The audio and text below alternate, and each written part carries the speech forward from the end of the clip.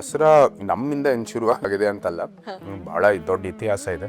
ವಿಜಯದಶಮಿ ದಿನ ಅರ್ಜುನ ಶಮಿಗೆ ಯಾವ ರೀತಿ ಪೂಜೆ ಮಾಡಿ ನಂತರ ಯುದ್ಧಕ್ಕೆ ಹೋಗ್ತಾನೋ ಅದೇ ರೀತಿ ನಾವು ಕೂಡ ಶಮಿ ಪೂಜೆ ಮಾಡಿ ನಮ್ಮ ಆಯುಧಗಳು ಅಲ್ಲೇ ಇರ್ತವೆ, ಅಲ್ಲೂ ಅದಕ್ಕೆ ಪೂಜೆ ಮಾಡಿ ನಾವು ಕೂಡ ಎಲ್ಲ ಬರುವಂಥದ್ದೇನು ಸಮಸ್ಯೆಗಳಿರ್ಬೋದು, ಬರುವಂಥದ್ದು ಎಲ್ಲ ಉಪಕ್ರಮಗಳಿರ್ಬೋದು, ಏನೇ ನಾವು ಯತ್ನಿಸ್ತೀವೋ ಅದರಲ್ಲಿ ವಿಜೇತರಾಗಬೇಕು ಅಂತ ನಾವು ಕೂಡ ಪ್ರಾರ್ಥನೆ ಮಾಡೋದು. ಸಿಂಹಾಸನ ಅಂತ ಹೇಳ್ತಿದ್ದ ಹಾಗೇನೆ ಮೈಸೂರು ಸಂಸ್ಥಾನದ ಸಿಂಹಾಸನಕ್ಕೂ ಕೂಡ ಒಂದು ಇತಿಹಾಸ ಇದೆ ಅಂತ ಹೇಳ್ತಾರೆ, ಅದ್ರ ಬಗ್ಗೆ ಹೇಳೋದು. ಅವರ ಚಿತ್ರಕಥೆ ಅದು ಒಂದು ಕಾಮಿಕ್ ಇರೋದು. ನಮ್ಮ ವಂಶದವರಲ್ಲಿ ಏಕೈಕ ರಾಜ ಅಂದ್ರೆ ಕಂಠೀರವ ನರಸಿಂಹದೇವರು.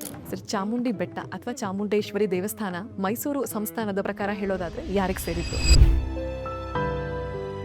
ನಿತ್ಯ ವಾಕಿಂಗ್ ಮಾಡುವಾಗ ಎಲ್ಲರೂ ಕೂಡ ಟ್ರಾಫಿಕ್ ಬಗ್ಗೆ ಕಂಪ್ಲೇಂಟ್ ಮಾಡ್ತಾರೆ. ಆದ್ರೆ ಬೆಳಗ್ಗೆನೆ ಎಲ್ಲರೂ ಆನೆಗಳು ಹಿಂದೆನೆ ಇರ್ತಾರೆ, ಯಾರು ಒಂದು ದೂರು ಮಾಡೋದಿಲ್ಲ. ಯಾಕಂದ್ರೆ ಆನೆಗಳು ಇದ್ರೆ ಏನ್ ಪರವಾಗಿಲ್ಲ ಅಂತಾನೆ ಎಲ್ಲರ ಒಂದು ಭಾವನೆ. ಸೊ ಇದು ಮೈಸೂರಿನಲ್ಲಿ ಈ ಸಮಯದಲ್ಲಿ ಒಂದು ಪದ್ಧತಿನೇ ಆಗಿದೆ, ಒಳ್ಳೇದು. ಈಗ ಗಂಡಸರು ಒಂದ್ ತಕ್ಷಣ ಹೆಂಡತಿ ಕೈಲಿ ಬಯಸ್ಕೊಳ್ಳೋದು ಜನ್ಮಸಿದ್ಧ ಹಕ್ಕು ಅನ್ನೋ ತರ ಆಗ್ಬಿಟ್ಟಿದೆ. ಅದು ಮಹಾರಾಜರಿಗೂ ನಡೆಯುತ್ತಾ? ಸರ್, ನಮ್ಮಂತ ಸಾಮಾನ್ಯ ಜನತೆಗಳ ಮನೆಯಲ್ಲಿ ಟೂತ್ ಪೇಸ್ಟ್ ಏನಾದ್ರು ಖಾಲಿ ಆಗ್ಬಿಟ್ರೆ ಅದನ್ನ ಫುಲ್ ಚೆನ್ನಾಗಿ ಪ್ರೆಸ್ ಮಾಡಿ ತುದಿ ತಕ್ಕ ತಂದು ಒಂಚೂರು ಹಾಗೆ ಹಲ್ಲುಚ್ತಾರೆ.